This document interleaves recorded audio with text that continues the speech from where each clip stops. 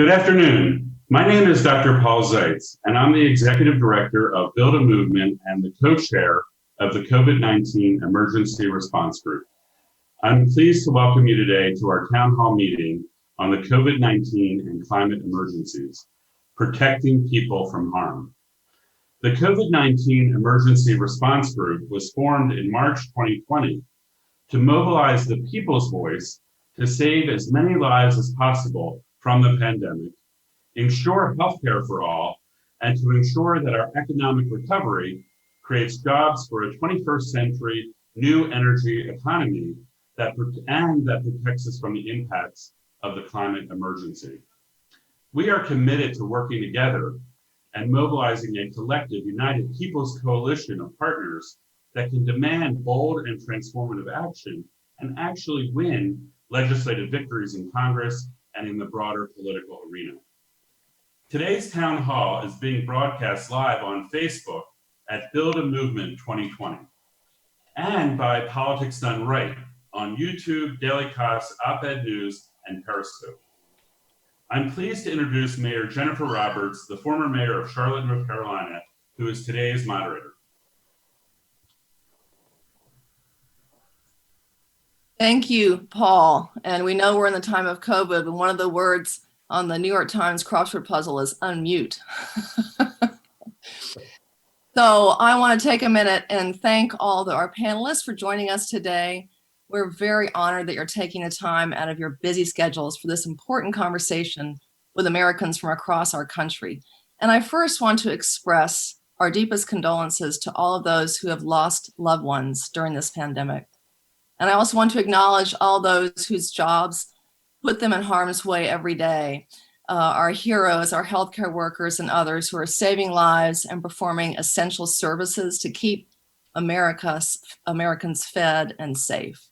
We are grateful and we honor you. I want to bid welcome to the hundreds who are listening to us on Facebook Live and on Zoom.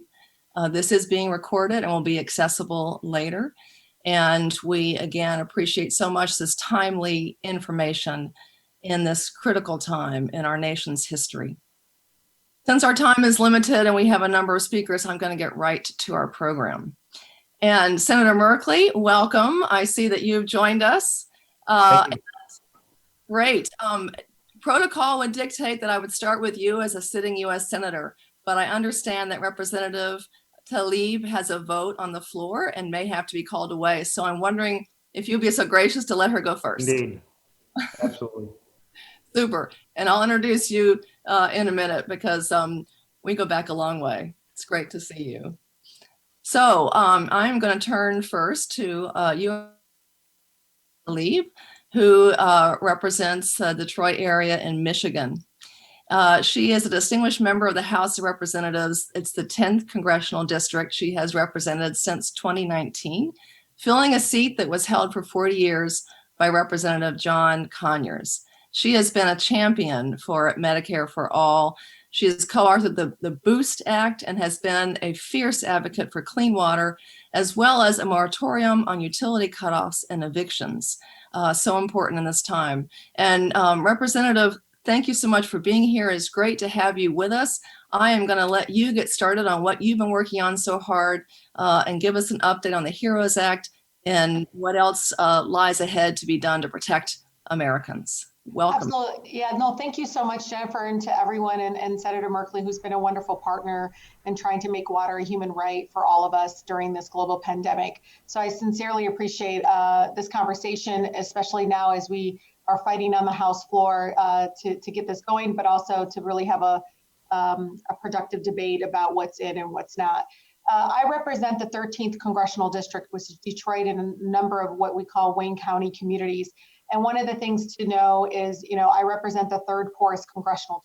So when I talk about some of these, issues that you are on the ground fighting for, just know our community has felt very much directly what doing nothing looks like around our economic divide, environmental racism, just the number of things that have really pushed more people, especially children, into poverty.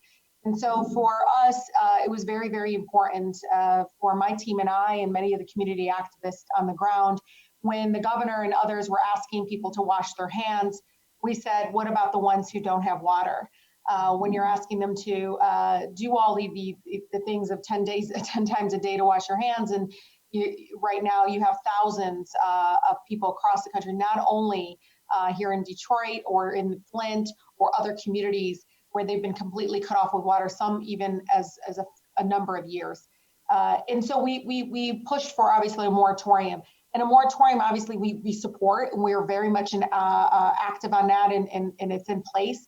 But know that a moratorium is temporary, y'all. Like after this is done, what happens? Those bills, it's still going to be due. And so before that, the United Nations was right in Detroit talking about the lack of access to water and affordability and clean water when Flint became this national crisis. So it's very important for us to have something in the bill to basically address access to water. And so we have a $1.5 billion investment that's in the bill currently of creating kind of a direct payment to people. A lot of folks have, different approaches, but we wanted to use the kind of approach that community action agencies use, where it's like through LAHEAP, where we're actually dealing with the families one-on-one. Because as Mary and Jean probably heard, especially in Michigan, it's not only just, hey, go over there and turn a knob and turn the water on, there's also infrastructure issues. People need plumbing, and also you gotta make sure that water is clean. And so we, again, have a requirement around moratorium, a national moratorium on water shutoffs, but a reconnection. This is a huge win for us, a reconnection requirement, and the 1.5 billion, which we know will have to grow. That it can't be just a one-time investment. The next thing is, as we talk about our communities, they're in survivor mode already before the pandemic. I mean, they were living check by check, as you all know. I think I read somewhere 40% of our neighbors across the country, somebody in the household lost a job. And I believe many of that could be permanent job loss, not just temporarily because of the pandemic. We're seeing a really a growing number of small businesses that are not bouncing back already. And 30 million plus people on unemployment. A third of our neighbors couldn't pay their rent in April. I don't know what the numbers are in May. So this is really crisis. And on top of all that, Jennifer, you centered us at the beginning, and I think it's really important in recognizing so much death and loss for so many of our families, 80,000 plus, and it's growing. And so we want direct aid to people. We don't want the bureaucracy. So we want reoccurring payments, and that's why the Automatic Boost to Communities Act is critical. And we see bipartisan support for it. We've seen polling come out of bipartisan support outside of Congress in support of let's do $2,000 a month during this pandemic, and other countries are doing this. It helps people, give them human dignity. Moratoriums again are the Band-Aid, but what happens afterwards? And so the Automatic Boost to Communities Act is aggressive, it's bold. It really does include every single person that lives among us, and it will save lives. People need to be able to have some sort of consistency and some sort of support. That we got you. You don't have to, fight through bureaucracy to get food assistance or food on the table. You don't have to, be fighting with your landlord because they're also struggling or whatever. You hear all these stories come out. And so we want to be able to, again, we've done it for corporations for so long, where we hand them out these big bailouts, no oversight. And I just don't know why we aren't doing a people's bailout and saying they deserve a reoccurring payment. And I know many of my folks, when they got the one-time payment, they paid off debt. They paid off debt that they had before, again, creating stability for many of our folks that are living in poverty. I leave with this. What I like in the bill, and this is really important for folks to know, just like people have been in survivor mode, our local governments have been. So many of them have seen changes and shifts in taxes. And I'm telling you, they've lost so much, and they were in survivor mode. So now imagine, with the pandemic, they are getting all of these PPEs, ordering all the things that they need to save lives, and watching also their firefighters and local law enforcement getting sick and dying, and wanting to expand testing at the local level. And to me, when Federal Reserve Bank says banks are too big to fail, I say local governments are too critical and too important to fail. And they really are that's who contacts our residents have contact with, not the federal government. It is the local governments. And so we have, a massive aid for them. But what I love in there specifically, and I think Senator Merkley supports this, is when we do FEMA reimbursements right now, it's 75% reimbursement rather than getting it to 100%. Again, we are dealing with a global pandemic. So if it's sites, one of my counties is doing a spectacular thing and saying, hey, if you're a small business and you need a loan to change the makeup of your business so that you can open up safely, and they should be reimbursed for that, right? I mean, there should be a flexibility to pay hazard pay. So I just want to, again, urge all of us as we fight for, from those that are my students to those that are fighting, even the high cost of mortgages that have been fighting for, again, all the different issues we had in our country prior to. The way I think it's going to help people the most is the reoccurring payments, getting back to that. And again, FEMA, to me, reimbursements at 100% takes away the politics. These small communities, less than 20,000 people, they don't have the capacity to constantly be applying for various grants, competing with other communities and fighting for small dollars. But boy, if they're spending money to save lives during COVID, then they should be reimbursed for that.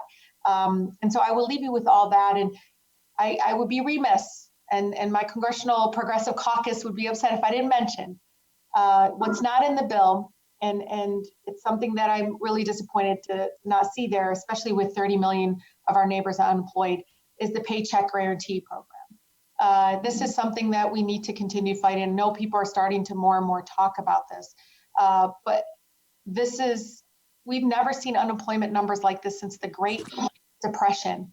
We have to be creative. And when we, again, think about how do we stop the spread? How do we make sure it is also that economic stability? It is so key, y'all, to making sure that people can stay home, that they can be safe, that they're not putting their lives at risk. And so, again, thank you all so much, especially for my 100+ organizations that have signed on to make water a human right and supported our efforts in the House. We would never have been able to get this far in getting it in the final bill language that I'm hoping to be able to vote for today.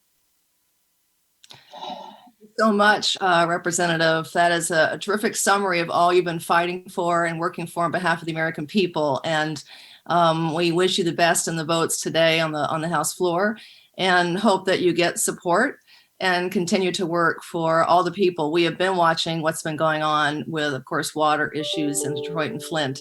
And even here in North Carolina, after climate impacts, we've had local water systems that get inundated in flooding and have a very difficult time repairing. And so water is an issue that everyone needs to care about. And you're singing, all the U.S. Conference of Mayors and all the National League of Cities folks who talk about how much local governments do are thanking you right now because you were singing our song about how at the local level, cities can't run deficits, but they are responsible for public health and public safety where the rubber meets the road. And so we really, really appreciate you emphasizing that and recognizing that. So thank you on behalf of all our local officials. I don't know if you have time for one question, but we do need to get to Senator Merkley, okay, because he's also on a short time frame. But just a real quick question, Representative, what are your Congress for what you're pushing for? I mean, what I see is, overwhelming growing support, primarily because 15 million people are suffering from some sort of water shutoff. So this is not just an issue in my district. What we did, my team and I, we actually pulled up the congressional districts that have water shutoffs and went to the members, because it may not be as an aggressive issue or a big issue like it is in my district. I mean, it's something we talk about at all different levels of government. It's been an issue prior to the pandemic, but I can tell you a lot of my colleagues said, yeah, I've heard about that, but they may not have realized that so many of their residents that they support don't have access. I mean, we talked to a woman in Tennessee that hadn't had access to water for 4 years. It was really sad to hear just what she has to do. I mean, we were all in tears by the time we were done speaking to her about how she's so tired of having to go to her son's house to take a bath and being a burden on him. And she wants to pay, but she can't pay so much, but she'll pay. She's like, I'll pay what I have. I promise, I just need water.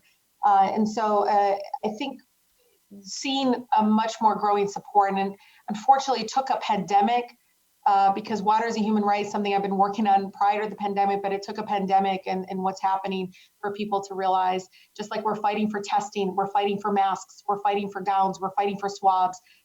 We also need to make sure that we're fighting for access to water, which is very much preventing the spread of COVID. Again, there are still so many things, as you all know, being the third poorest, not having reoccurring payments and not having the paycheck guarantee, and even some of the stuff around pensions and labor are really troubling still for me. And so just know this, you all, like, these are small wins, but is it sustainable, right? When does that 1.5 billion run out? When does that one-time payment they have in there of 1,200? Our folks already spent it. I know this. When it comes in, they've already going to spend it on things that they couldn't afford before. Again, when I tell you a significant portion of our folks couldn't afford their mortgage, they had a forbearance, student loans. I mean, everybody is impacted by this. So we need direct aid, and reoccurring payments does that. And again, for all you all thinking Republic, this is honestly a nonpartisan issue outside of Congress. People on the ground support it. They want direct aid. This is their tax dollars, and they're saying, yeah, give it to us. We know what we need to spend it on. We know what our needs are. It's our water bills, our utility bills, our mortgage, our student loans, groceries. If it's even, some person told me, I still have medical debt, Rashida. Like, even just having to be able to again, use it for things that I feel in many ways create the stability that we need, and it stimulates local economy. Jennifer, you know, economists out there, they say, hey, you bail out corporations, they hoard it. But boy, you give money to people, they'll spend it, and they'll spend it in their local establishment and small businesses. And that's what we need for. Thank you so much, Representative. We really appreciate your time, and you have hit on so many of the topics that that we've been feeling down in the communities in America. I want to, I know we have another speaker whose time is limited, so now it is my great pleasure and honor to welcome U.S. Senator Jeff Merkley. It is great to see you. He is a distinguished U.S. Senator from Oregon who's been in office since 2009. He has been a longtime leader on climate change and transitioning to 100% clean renewable energy. He's also fighting against fossil fuel bailouts and the Rewind Act and subsidies, and his efforts have helped Oregon be a leader in climate action as well. But he's also been on the forefront of fighting for the rights of Americans to be safe, to stay in their homes, to not have their utilities cut off, to have unemployment benefits, and has worked really hard to help impacted communities and more in confronting this pandemic. He has really been a leader and co-signatory on so many of the important pieces of legislation that are protecting us and helping us get through this economic crisis as well as health crisis. But I have to say one more thing, and that is that Senator Merkley and I are friends from way back. We served on a national board together for the World Affairs Councils of America. And even when he was a representative at the state level in Oregon, he has a tremendous intellect and ability to see the big picture, to draw connections, connect the dots, and resolve problems. He is a great problem solver, and I'm pleased to call him my friend. And I want to welcome you, Senator, to this discussion. I'm going to let you talk about what you've been working on and help us know how we can help you succeed. Thanks for joining us. I think you're on mute. Unmuted. There we go. Greetings, everyone. Thank you for joining the call, and thank you, Jennifer, for the introduction. And it was a pleasure to work with you on that national board so many years ago, and to be in contact through your time as mayor and county commissioner and important fights, including the fight on climate. I thought I would just start by noting how phenomenal this time is. Could we ever have imagined? We start with the dark and dangerous times associated with, from my viewpoint, what is an incompetent executive branch that has put us at risk time and time again before this crisis. And then you throw in the pandemic, and then you throw in the economic implosion, and it's just like reading an Armageddon novel. And we wake up, we go, is this really all happening right now? And it is, which is why these types of calls and communication are so important, as we try to find our way through this uncharted territory. The bill that Rashida was so instrumental in working on in the House, it has a lot of good things in it. And you think about the fundamentals for family, you have food, you have shelter, you have utilities. And let me just start there and note that that bill has a 15% increase in SNAP benefits, very important. My state of Oregon is one of the hungriest in the nation, really important. On shelter, it has $100 billion for rental assistance so people can help make their rent payments, and $75 billion to help people make their mortgage payments so that they don't end up in foreclosure. So it's fighting eviction, it's fighting foreclosure. And then turning to utilities, which aren't thought about so much, and it was really a pleasure to partner with Rashida, and she emphasized the role of water. The House bill takes a even broader viewpoint of water, electricity, and broadband. And think about how essential broadband is if you're looking for work, if you're trying to communicate with friends and stay in touch, if you're a student who is now having to go to school over broadband. And it highlights the enormous inequities we have in our country. Families are not all the same, even before you get to the issue of affluence. So there's structure in some families that will help students study. There is less structure in others. There are funds in some families that mean that they have broadband and they have the equipment, others don't. So in that bill is a fund for connectivity that will help folks who have the availability of broadband but can't afford it get connected with the equipment, the initial setup, and then paying monthly fees through September 2021. So to the House, really well done on those essential utility connections. And that a broader coalition on moratorium on utility shutoffs, more than 800 groups. It's one of the largest grassroots assemblages I've ever seen. So that is terrific. Testing and tracing to take us out of this nightmare of foundation on the healthcare side. A lot of support for that. Our state and local governments, $500 billion for our state governments and $350 billion for our local governments, and support for tribes and support for territories. So this shouldn't be an issue at all, because normally my Republican colleagues are saying, well, any government that's closer to the people is one we should support, and state government is closer than the federal government. But we have Mitch McConnell over here leading the Senate saying, you know what, we'll just let the states go bankrupt. And it's like, where is that coming from? And part of it seems to be an effort to reinforce the argument that government is the enemy, so why support them? Let them go bankrupt. I think in the end, though, I think it's more about bargaining over getting help for the mega corporations while we're fighting for help for state and local government.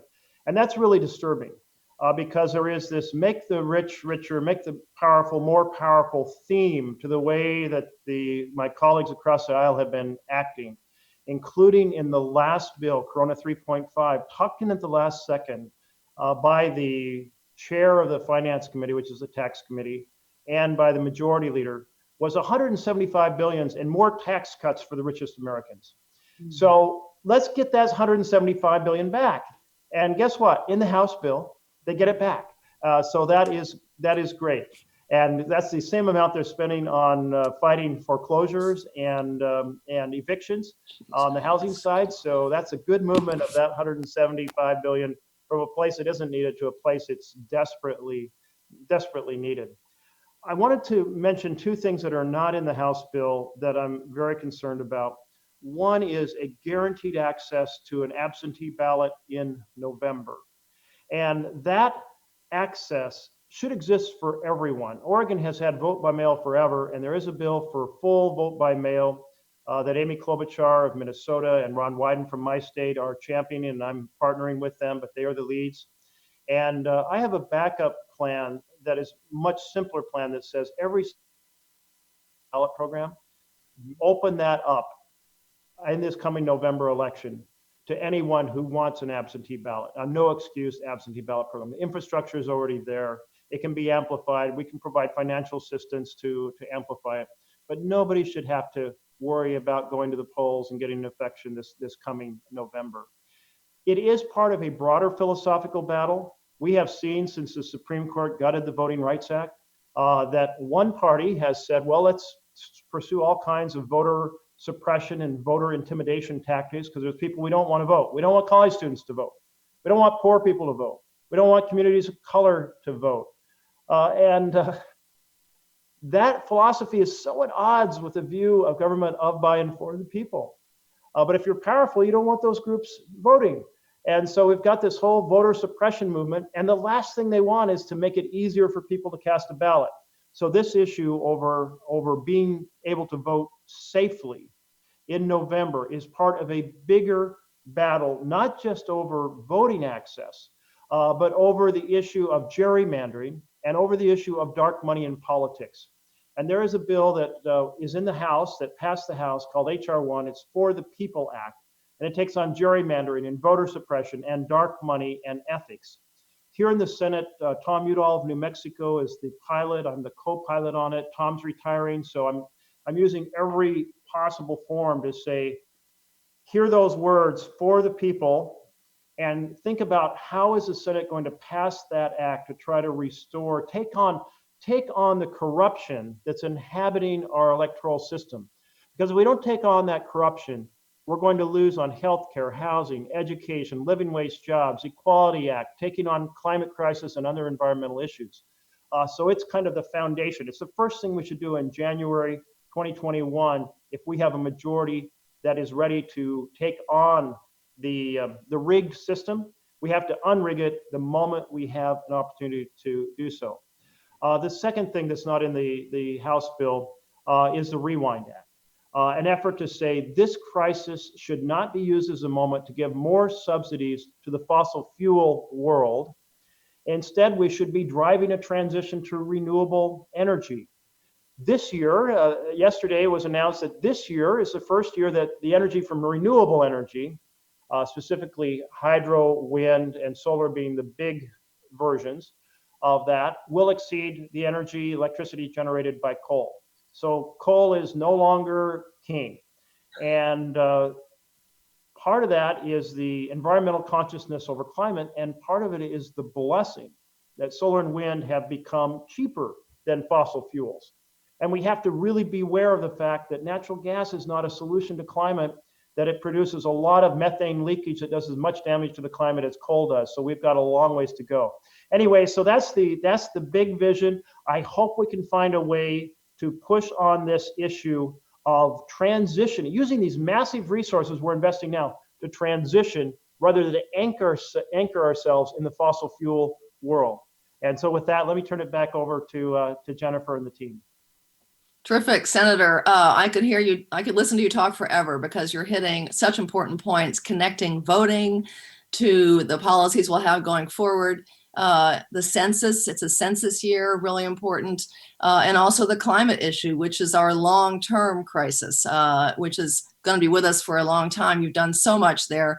I have two quick questions for you if you have time. One is, how do we continue to push for that green stimulus in the time of COVID in a way that still recognizes people are really suffering now? How do we continue that? And second, how can we help you? We've got people on this call from all over the country. Are there key senators? Are there key votes? How can we help you get these things passed?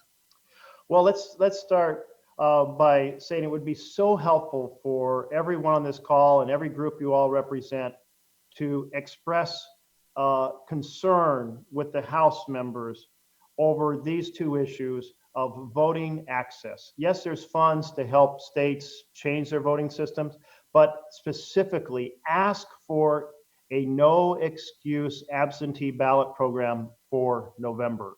That's what we need at a minimum. And second of all, express dissatisfaction that we didn't put in the House bill a blockade on funding to fossil fuel companies. By the way, the fossil fuel world is trying to get even more help. They're trying to create a virtual strategic petroleum reserve in which not only do we have this physical reserve, but they want to say, well, the government can now buy oil from companies while it's still in the ground, what's never been pumped, and as a way of direct subsidy of the oil industry. And that's just crazy. And there should at least be in the House bill a measure limiting the strategic reserve to the actual physical strategic reserve. And then another strategy that the fossil fuel companies are at right now is to try to enable the banks to get waivers to take over fracking companies that are going bankrupt, keep them alive, and then pump new life into them when the value goes up in the future. We should be a block on that waiver. Just those two things would at least be a symbolic acknowledgement that this is an issue that's unacceptable. And neither one of those would take on the fact that there's a $4 trillion lending slush fund that's being used in an incredible way to transfer financial support to the fossil fuel world. I'd like to see the blockade on that as well. That may be too far for the House to go. They may not be able to at least get the first two done. So those two issues, voting, guaranteed absentee ballot, and at least a limit on this gambit of the banks and the Strategic Petroleum Reserve, I feel a lot better about what the House is doing. Super. Well, we all have our homework cut out for us, that's for sure. I also want to add one more thing. I'm really glad that you're including universal internet access as one of those basic human rights, because if we've seen during any crisis, this pandemic shows how important internet access is. And we have so many areas, rural areas and urban areas, that don't have access, and so many families that are cut off. Distance learning, all those kids from lower income families who can't afford it. So thank you so much for that. We really appreciate it. You're very welcome. This highlights how essential it is. It's as essential as electricity in this day and age. And it's in the Senate. I was able to drive 3 years ago a 11-fold increase in the support for funding to build out broadband in rural communities. And the administration is sitting on about $700 million of that they have not distributed. And it's just like, why? It's been appropriated. Everyone on every side of the aisle says help rural communities have broadband. Every family should have access. But where there is broadband available, I am really pleased. I want to emphasize that with the House in having this substantial fund to enable people to connect who can't afford to connect right now. Thank you, Jennifer. Thank you, everyone. Thank you to Rashida, even though she's not on the call. She's been a great partner on this moratorium on cutoffs and so much else. So bringing a very passionate, and she's just direct. I live in a blue collar community, and you can tell members of Congress who don't live in fancy places with gates, who are surrounded by other people who are in the upper tier. I mean, we think about the unemployment we're talking about, well over 30 million people, another 3 million this last week. And yet 40% of people earning less than $40,000. So if you're in a community, it's like every other house is experiencing unemployment, and just everyone's terrified that they're next. And many who haven't hit the unemployed have hit the, I'm sorry, your shifts have been reduced from 5 to 1. So there's a huge amount of that as well, again, hitting low income Americans. So, okay, much to do. Thank you all for being in the battle. We've got to reclaim our country. The system has become so rigged by and for the powerful that it's almost unrecognizable from the Congress that I saw a few decades ago. And it's the moment. We have to have a mass movement to reclaim it. Thank you, everyone, and take care. Senator, you're so inspiring, and we hope that you keep fighting for the people for a long time to come. We really appreciate you. Will do. Thanks so much. Okay, take care. Wow. Amazing work going on at the federal level, and we are inspired that there are people who are willing to keep that fight going and to recognize what it's like for families every day, trying to make their way through this pandemic, and with a hurricane season and climate challenges coming in the middle of this. I'm going to start on, I'm going to introduce our next speaker, and I'm going to start on something that the senator mentioned about voting rights. So let me first introduce John Autry, who is a member of the North Carolina General Assembly of the House of Representatives. And he was elected in 2016, formerly served on the Charlotte City Council. He has been a leader on clean renewable energy, also on issues of social justice, many of the issues that we heard our first two speakers talk about. States have a great deal of power in this recovery. One of the issues mentioned was the voting And North Carolina has had its share of issues around election fraud and other challenges, reduced hours, closing of polls, et cetera. And so, Representative Autry, we want you to talk about COVID as well. Can you start with talking about where things stand? I know that the House and Senator for North Carolina are getting ready to reconvene next week. So love to hear an update, and welcome. Thank you so much. Sure, Jennifer. Thank you all so much. Really appreciate this opportunity. And I would say that, voting in North Carolina is usually a contact sport. And I look forward to not necessarily having it face to face this year, but that remains to be seen how that's going to play out. So we're all in the Democratic House Caucus, we're very concerned about the opportunities that are going to be presented to the citizens of North Carolina for voting this year and what we might do about it. There are negotiations still underway. The Speaker in the House set up a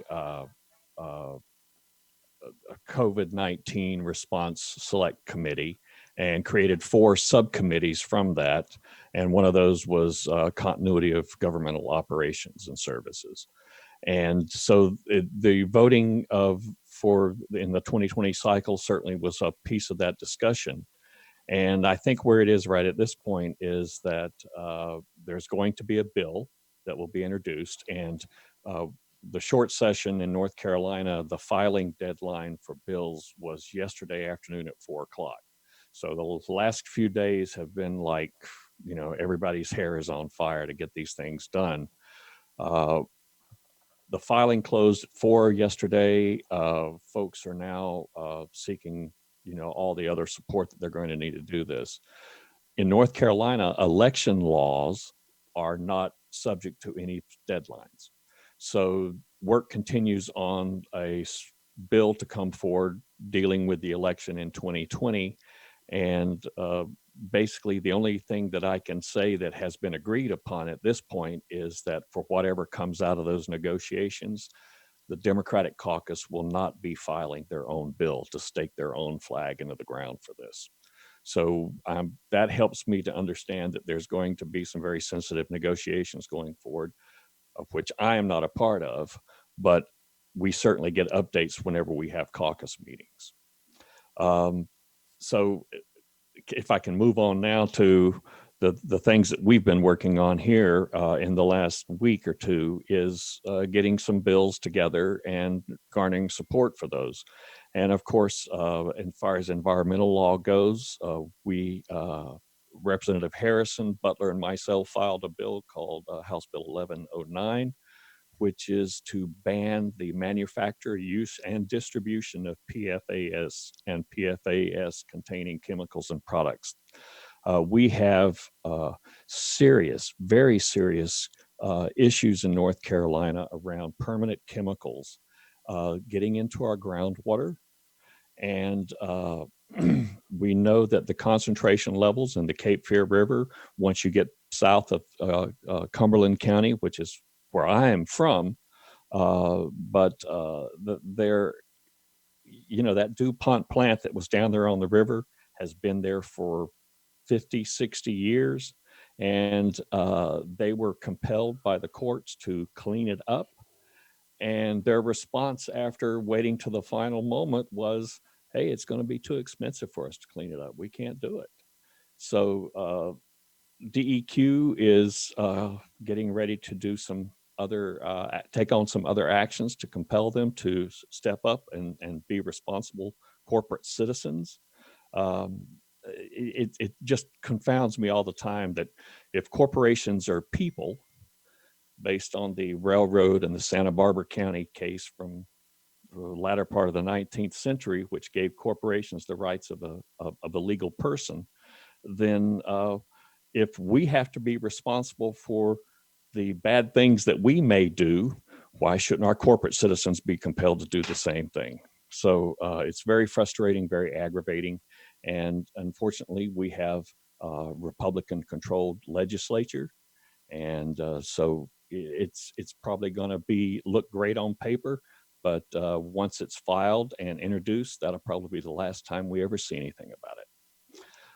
The other things that I've been working on, we have a bill about frontline workers that Representative Harrison and Fisher and Representative Hunt and I filed, that is to mandating hazard pay for mandatory state employees on the front line fighting communicable disease associated with the pandemic, and the purpose in directing the Legislative Research Commission that is going to study what hazard pay best practices for these folks, because we want it to be known that through the course of their work, if they get sick with this disease, the presumption is they got it while they were on work. And this is a way to make sure that we're maintaining the health of our people and providing them with the equipment and things that they need to be safe. The next thing I need to talk about is unemployment insurance. Good Lord, North Carolina has probably the worst unemployment insurance system that anybody could ever conceive. If you really start digging into the minutia of the way the system doesn't work, you really understand that the people who designed and redeveloped the system in 2013, it is a direct reflection of their animus that such a system even exists. Because we're the slowest pay, one of the slowest paying states. The maximum benefit is $350 a week. And the time that you can collect that benefit is only 12 weeks. So it really, and we've got like $3.7 billion in the unemployment trust fund currently. But you know, they're pretty stingy. Well, they're just going to find some way to give it out away in school vouchers or some other firm for that money. But I filed a bill that deals with a lot of the issues that I've been faced with from my former colleagues in the film and television industry who earn income in multiple states. That has created a major problem of getting them approved for benefits and even getting into the system. And sometimes I actually had somebody in DES in the last couple of weeks say to me, well, maybe they should file for benefits in South Carolina. But I don't know how you do that if you're not a resident of South Carolina. So I filed a bill to address that and direct the department to use its maximum flexibility to determine the eligibility of those sections of individuals employed in industries that require them to work in North Carolina and other states during the benefit year. That's just plain and simple stuff. They're paying taxes in North Carolina. They're residents of North Carolina. They grew, a lot of them are native North Carolinians. They should have access to the system and the benefits that they're entitled to whenever they lose their ability to earn a living from no fault of their own. Another bill that I filed deals with foreclosure. It's provided, we still have like $2 billion of unappropriated CARES Act money in North Carolina. So I've asked for an appropriation of $100 million to deal with the potential of foreclosures. Our courts, of the governor and the Chief Justice of the state Supreme Court, their actions have basically closed down our courts during this pandemic. And we expect that they'll probably want to start ginning up again in June. But I understand from discussions with our district attorney, we can't expect any sort of trials before July. But I anticipate as soon as the courts open, we'll have a line of attorneys around the courthouse waiting to get in and file foreclosure and eviction notices. So we're trying to come up with some ways and mechanisms that we can offset this. In North Carolina, we have an agency called the North Carolina Housing Finance Agency, and they have a mechanism in place called the Home Protection Program. But obviously, in the last year, due to what didn't happen in a budget, they lost all their funding last July. So the office, the staff has been laid off last year. The office space was relinquished, and we expect that if we can get this bill through the legislature, that it'll take them about 60 days to spin it up again. And that gives us enough time when everybody starts coming into the court to filing these requests, that'll give them enough time to gin up the system, restaff the department, and start pushing these monies off. Now, this money goes to the mortgage holder, not to the we're still waiting on information from the U.S. Treasury about whether we can do it as a loan or whether it has to be a grant. And that conundrum is just really, really frustrating to try to find our way through how that may or may not work. The last bill that I filed yesterday deals with evictions and utility payments. This also appropriates $100 million of the unappropriated money from CARES Act to the Department of Health and Human Services, who has a housing assistance program set up as a department of their housing security. So that would take that $100 million and help pay people's rents and their utilities bills once they are compelled to go back to work. And because the last thing we need is people losing their home in the middle of a pandemic. I mean, it's enough that we have to deal with all the other intrusions on our normal lifestyles, but then to be facing with the prospects of losing your home, losing your housing, it just, I mean, I can't imagine how terrible that would be for us. But so our caucus is very unified in these efforts. We've had some very productive discussions with some of the leadership in the legislature.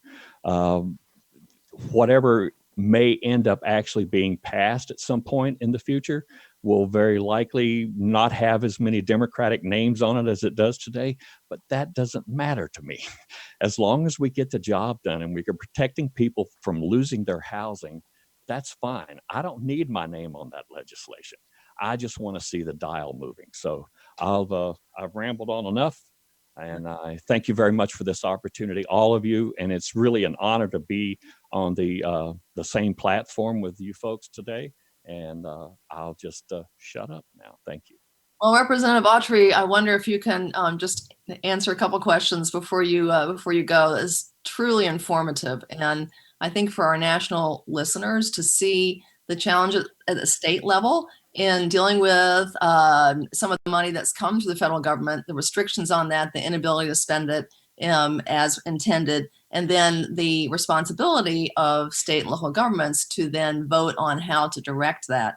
And the question I have for you is, with the majority that we have in our House and Senate at the state level, what do you think the possibilities are of those things that you're putting forward? Is there bipartisan support to really help people stay in their homes, to help prevent water shutoffs? What is your sense of that at this point? Well, we're fortunate in that way. We have a lot of real estate brokers in the Republican caucus. We have one who is actually a mortgage broker, has his own mortgage company, and have lived through the Great Recession and seen what it means when a housing market completely collapses. So there is interest.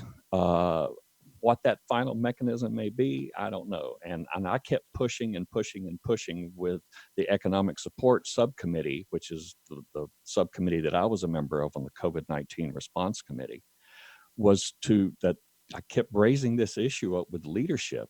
And well, why don't you send me an email and we'll start out the thread but it didn't happen. So I went ahead and had a bill drafted, worked with the NCHFA, the DHHS, housing advocates, folks at the Budget and Tax Center here in North Carolina, the North Carolina Justice Center.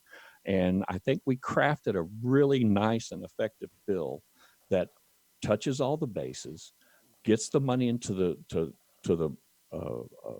people's hands that are going to make it possible for people to stay in their homes. And that in itself, I mentioned earlier about sticking the flag in the ground. That sticks the flag in the ground. And where we go and what directions we have to move from that to get something else done is just going to be diminishing a little piece of it.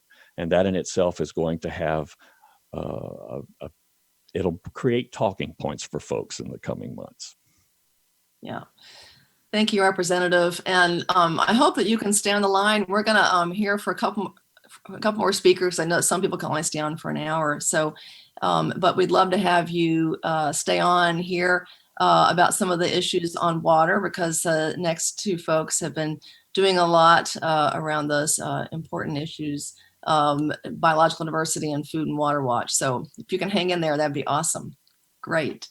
Thank you so much.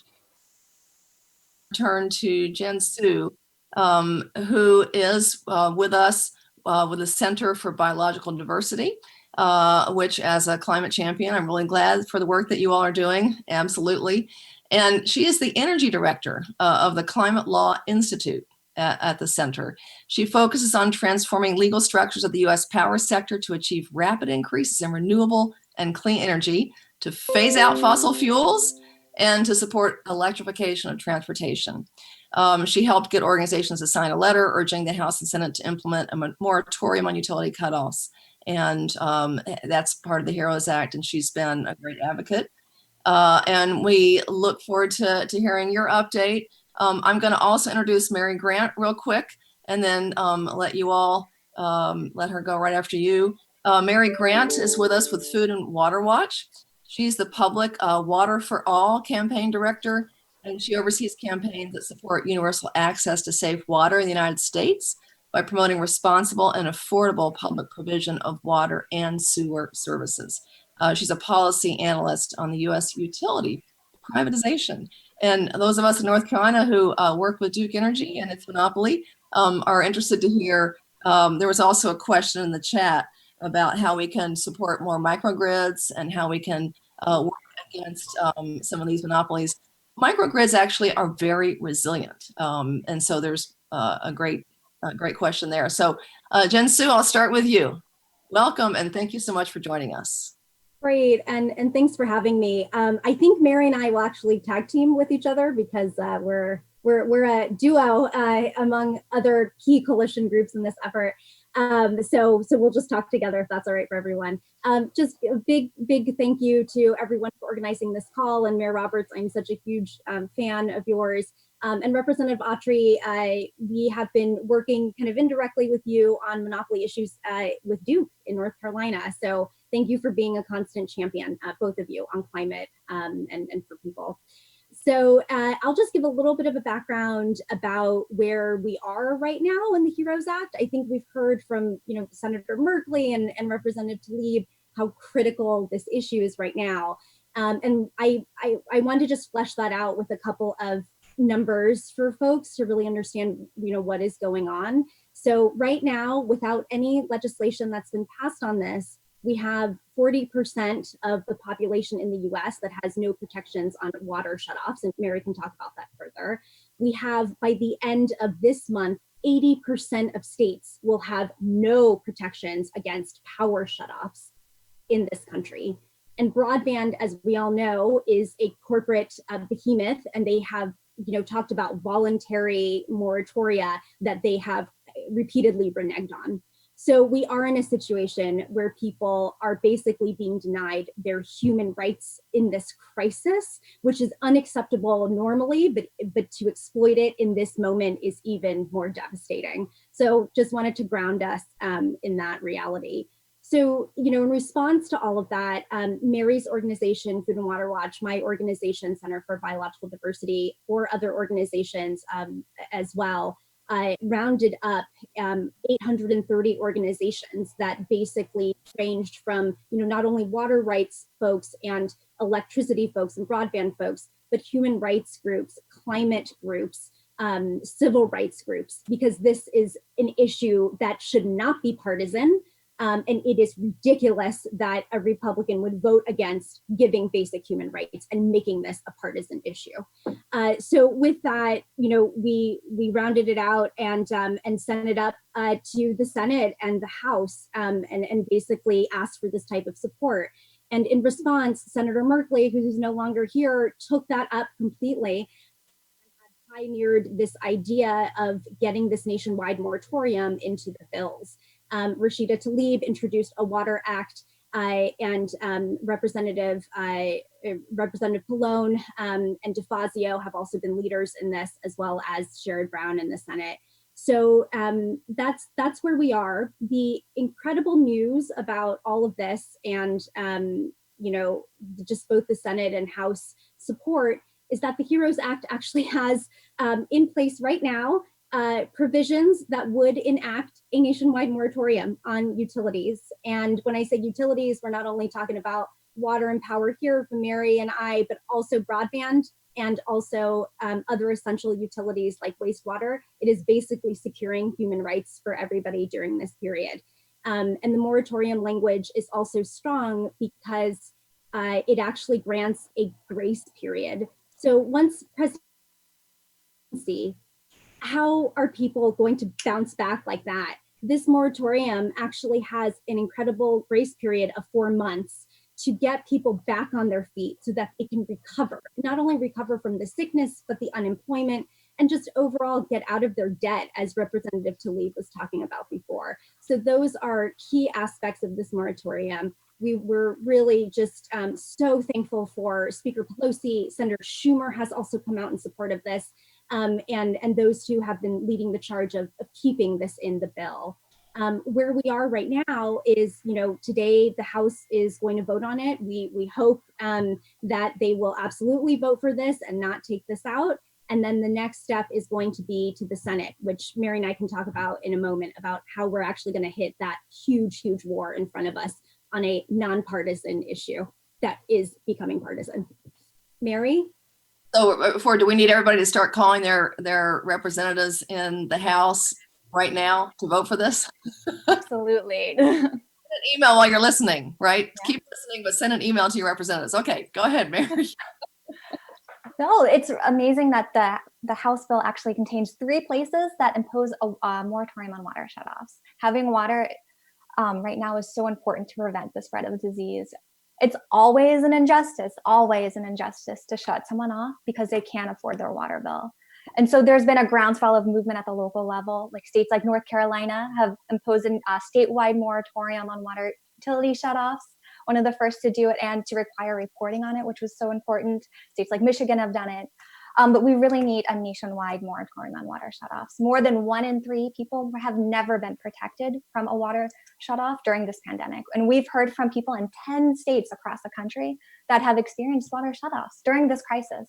They can't wash their hands, they can't clean, they can't protect themselves and their families. So it's so important that everyone has running water at home, especially now as we fight this really, really frightening disease. So that the HEROES Act does include a national moratorium in 3 places for water. It includes provisions very similar to Representative Tlaib's Emergency Water is a Human Right Act, which suspends shutoffs. It requires restorations, which is so important for people who've already been disconnected. And it waives late fees on water bills. So this is an incredible work and a testament to all the groups around the country who've been working for years to make sure that people recognize water as a basic human right and have been fighting on the ground to make sure that people have running water. And we want to thank all the people who have already called and urge you to call too. The House is voting. We're here tonight from 5 to 8 p.m. sometime. So really, this is your last minute. Call your representative and tell them to fight not only right now to pass this water shutoff moratorium and utility shutoff moratorium, but also to make sure that they urge leadership to fight for it in the final bill, that we need to pass a final bill that includes a water shutoff moratorium. So do both of your organizations, I'm an activist at heart, so do both of your organizations have on Twitter and Facebook and Instagram ways that people can post and repost and share the need to do this? Because now that we're in COVID, that's how we get information out. And we do it all the time with social media. But do you have those, and do you want to give your Twitter signs or Facebook pages real quick? Sure. You can visit us at Food and Water on Twitter. And We have definitely a lot of social media images. I also want to urge people to call 202-609-9041. If you call that, we'll give you instructions about how to urge your representative to fight for a water and utility shutoff moratorium, and it'll also then connect you directly with the congressional switchboard. So you can talk to your office directly, the office of your representative directly. So that's 202-609-9041. So take out your phones, type it in, 202-609-9041. And at the end of this panel, call them, hit send, and talk to them and tell them that you want them to fight to pass a national moratorium on utility shutoffs. Terrific. And Jinsu, you're muted. Do you want to give us your Center for Biological Diversity? You've got a Twitter sign too. Sure. I just love our dead set call-in number, cheerleading here. So my handle is @AJeanSu, AJeanSu, and Mary and I and all of our colleagues are tweeting this out constantly. We hosted an earlier day of action this week, but really it is a week of action. So please call, and I'm just going to say it one more time for people, 202-609-9041. It actually works, everyone, to call and to show that you care and that you need this nationwide moratorium. So please do it. Every single thing counts. And then urge your neighbors, urge your networks, urge your friends and your family to take action and call too. Calling is the most important way that you can urge your representative to take action on this issue. That's absolutely right. And Representative Autry and officials, he's still in office, and you know how important it is when people actually call, because it does take time, and it's too easy to send an email and you get thousands of those, but phone calls are really not, they're more rare, and so people do remember them, and it makes a huge difference when you're flooding the phone lines. So everybody on the call nationally needs to support that. It is such a one more issue that's the intersection of health and a pandemic and climate, because water is a basic human right. It's an essential human right, and it is challenged. It will be challenged going forward by climate impacts, whether it's drought, severe weather, sea level rise, with salt water intruding into our fresh water. There are so many areas that challenge our water, and the idea of shutting off water. I remember when I had infants, and when you're looking at keeping your infant clean and people using formula, et cetera, how can you not have water? And you think about all the parents, I mean, just in normal times, much less in a pandemic. So thank you so much for your advocacy, and I hope those who are listening on Facebook and on Zoom are going to take some action. All right, so we have 14 minutes left in our call, and I'm going to check in with our technology moderator, with Paul Zeitz. We're really thankful. He's got the Build a Movement going. He also knows about activism, and with Joel Siegel, and see if we have any pressing questions that we want to present, because you all have been monitoring the chat, and if there's any other issue to bring forward. One thing I do want to say, there is a Monday evening call on voting rights. Harvey Wasserman, who has been leading that conversation, wanted me to tell everyone the connecting information is in the chat if you're on Zoom, and we'll get that out on Facebook as well. It has been a terrific collection of people from around the country who are talking about the key states. Absolutely, we cannot have a better future. We cannot get through a pandemic or through climate without the right people representing us, who are listening and who care about everyone, not just the top, quarter of 1%, because that's what it's starting to look like more and more. So we need— The cavalry ain't coming. That's right. We need to vote. Thank you, Representative Autry. So Joel or Paul, do we have any burning questions that have been building up in the Q&A that can be answered by our water specialist and our state representative? Yeah, I do have one question. What happens to all the millions of people in America whose water could get shut off, or they could be evicted, or their broadband? What happens to these people if this bill does not get passed with this provision? How many people are going to be impacted? How immediate?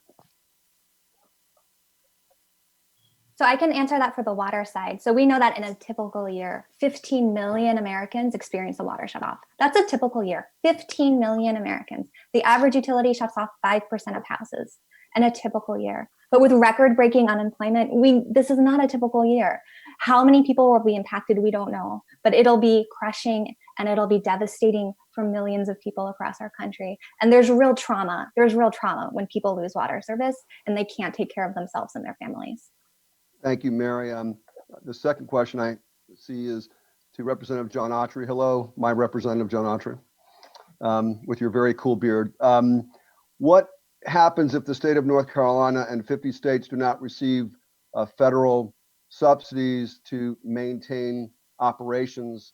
There are Republicans who say they call it a blue state bailout, which I can't understand, but what happens to the state of North Carolina in terms of your fire workers, police workers, health workers, if you do not get a part of this $1 trillion stimulus? So I can tell you that here in North Carolina, we have a rainy day fund that's about $3 billion. We have a disaster recovery fund that's getting close to $4 billion. And so I would say that if the federal government doesn't come to the rescue, we're not going to be prepared for hurricane season this year. We have had some horrendous storms over the last 6 years, and we are still in recovery in some parts from Hurricane Matthew, which was 5 years ago. So and to think that, it's making recovery from such a disaster as a partisan issue is just reprehensible. And I'm sure for the theist among us, there is a special place being prepared in the undesirable outcome for folks who find ways to do this and make it a partisan issue.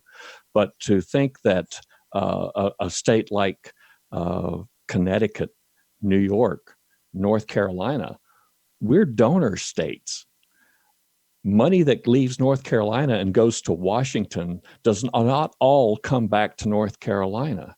It goes to shore up places like Kentucky, South Carolina, Kansas, and so, that I hope that's just a canard that is designed to speak to certain people's electorate. But the reality of it is that you're talking about a disastrous outcome. And how in the world does any sort of a semblance of an economy bounce back if you allow states and local government to go bankrupt? And Brother Paul, if you can take it from here, how do people survive on a $1,200 stimulus check who are out of a job in North Carolina and across the country when they got to pay their bills, their mortgage, their rent, healthcare bills? Is $1,200 enough? Do we need more? A larger stimulus package? We also had a question, North Carolina has a number of military bases, and we had a question come in, does the presence of military and our military preparedness, does that have any impact on the way our state responds when it receives them? Representative Autry. I'm sorry, I lost you there right at the end of your question there. I'm sorry. That we receive, that we have many military bases. Does that, the presence of the military or the advocacy of the military, because they've talked about climate change as a threat multiplier for security. Does that presence have any impact on the federal funding that we get? The state money that comes from the Fed, that comes into the coffers of North Carolina, does not go to support those military installations.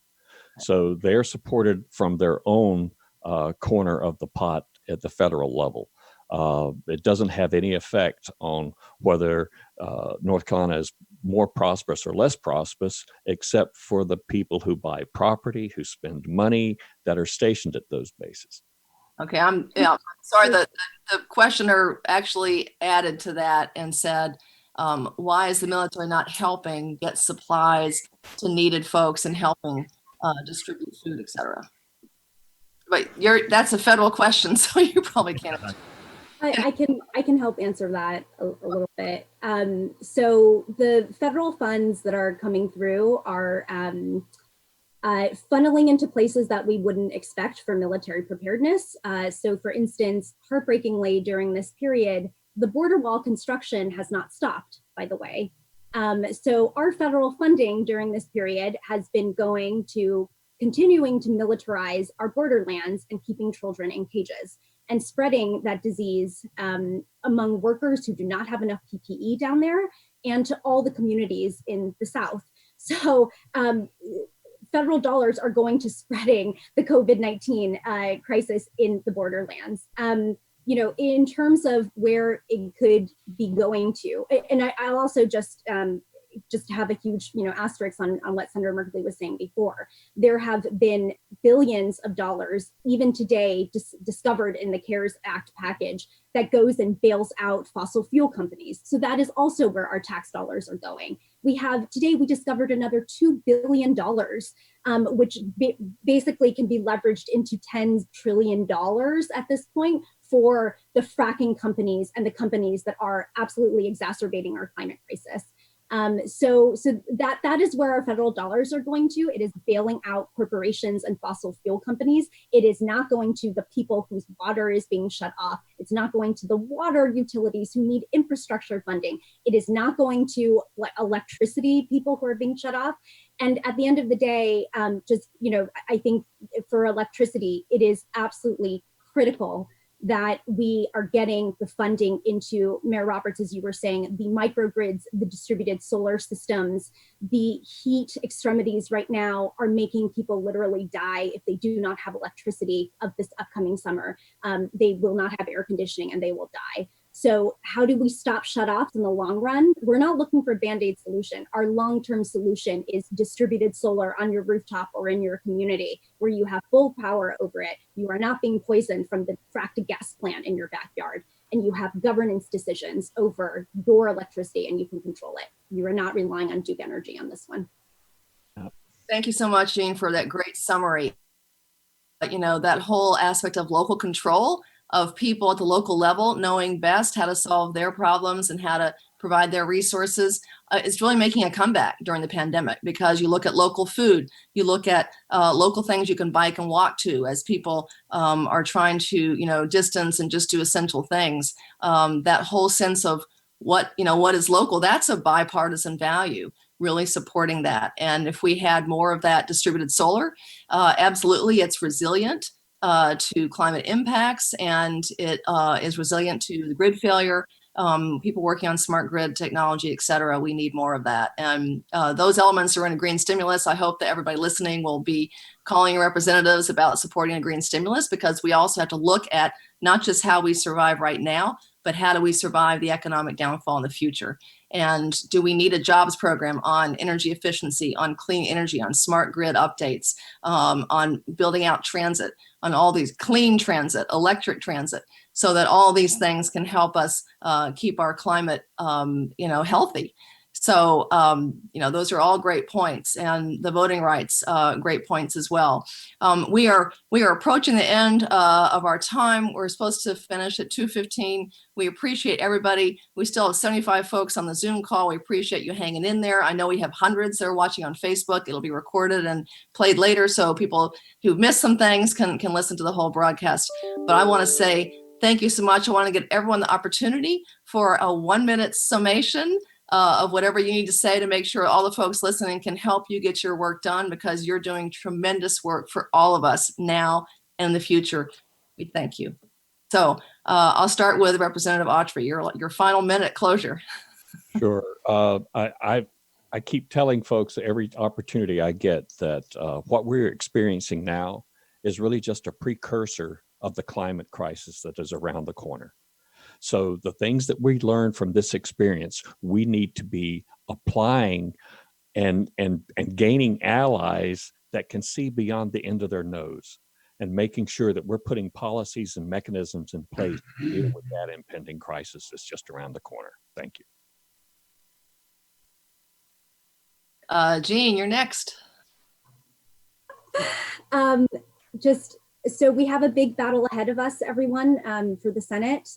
So we just are really asking everyone to please defend the nationwide moratorium. defend the Rewind Act, and the other critical parts that need to be passed by the Senate.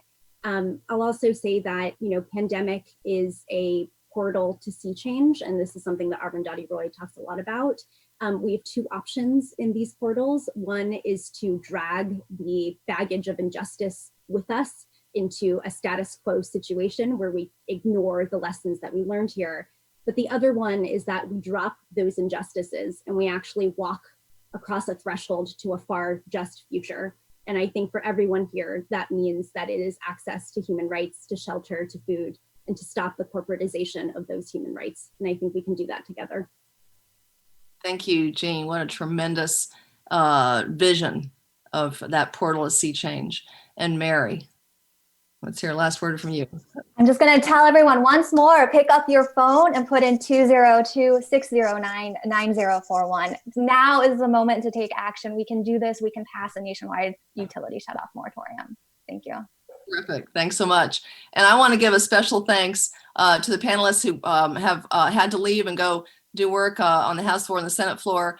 I also want to thank so much Joel Siegel, former staffer to Representative John Conyers, who has been instrumental in pulling this together, getting folks on board, helping build that national coalition, and Paul Zeitz, who is Build a Movement, who has also done tremendous work, well, both of you with Global AIDS and with so many other, and John Autry showing off his nice t-shirt, so many other needs that we have as a nation and as a globe, because we're all in this together. And so thank you, Paul. Thank you, Joel. Thank you to our panelists, those who have left. I know that Domingo Garcia was supposed to be with us and was unable to, but we also want to appreciate the League of United Latin American Citizens and all the work that they do, because immigrants are also on the front line. They are also suffering, not getting the PPE they need, not getting any benefits, many of whom are legal and still not able to get benefits because of quirks in our system. So and even ones who don't have those paper documents absolutely are humans and have human rights and are here in our country doing work, and they should be protected too. So just want to say thank you once again. We're going to sign off. And we will be doing more of these with the great magic of Paul and Joel, and hopefully with Jennifer Roberts again too. Thank you, Jennifer Roberts. Thank you, Mayor Jennifer Roberts. Great job. Thank you.